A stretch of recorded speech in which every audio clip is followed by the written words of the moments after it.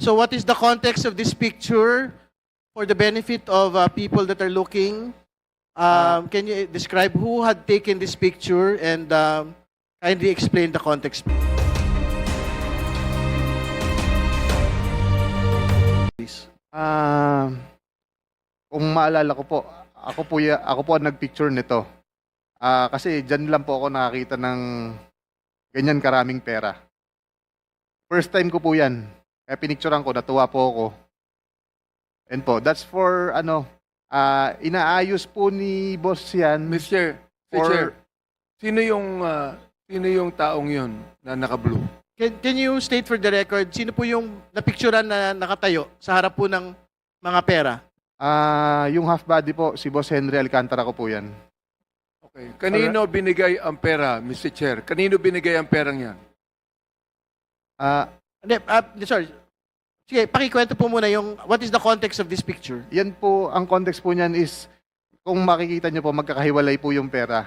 May mga designated person po na pagbibigyan yan, Your Honor. So, Can he name them kung sino pagbibigyan ng mga perang yan? I'm sorry, Your Honor. sino po daw yung pagbibigyan ng mga pera po na yan, supposedly? Ito na nga po yung sinasabi ni boss na sa mga... Alright, next picture please. Chair. Pwede lang po maklarify saan ang lugar at anong date ng picture na yan? Saan daw po yung lugar at saan yung date? Sa office po namin yan, sa Bulacan First District Engineering Office. Okay, napakalinaw po. May limpak-limpak na salapi sa district office mismo. Kailan? No? At kailan? I believe mga 2022 po or 2023 yan. Alright. Something like Chair, meron namang mga paraan para ma-determine yung precise Yeah. date. Diba? I think we will get the metadata of this Importante for po yun. submission. At Yes. to clarify, pasensya na po, to clarify lang po, normal po ba sa opisina ng gobyerno, ng DPWH, na merong ganyang piles of cash sa mga transaksyon ng gobyerno? Please Sa mga respond. regular na transaksyon ng gobyerno? Please respond, Mr. Engineer Hernandez, please. Alright, just answer please. Then office- we will proceed. Sa office po namin, normal po yan. Okay, next picture please. Mr. Chair, just to clarify, Mr. Chair, Okay, Congressman Pakita nga Sutay. isang picture po.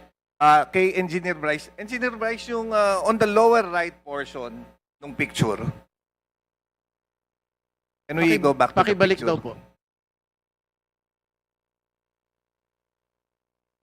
Yan, may papel, yung bond paper.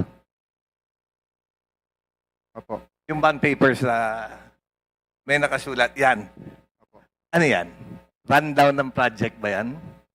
Yes, Your Honor. Mr. Chair, mayroon akong tanong kanina. Alright, Sinabi niya, next picture please. sinabi niya na mayroong nakatoka na tatanggap niyan. Gusto kong malaman kung sino ang mga taong dapat tumanggap niyan.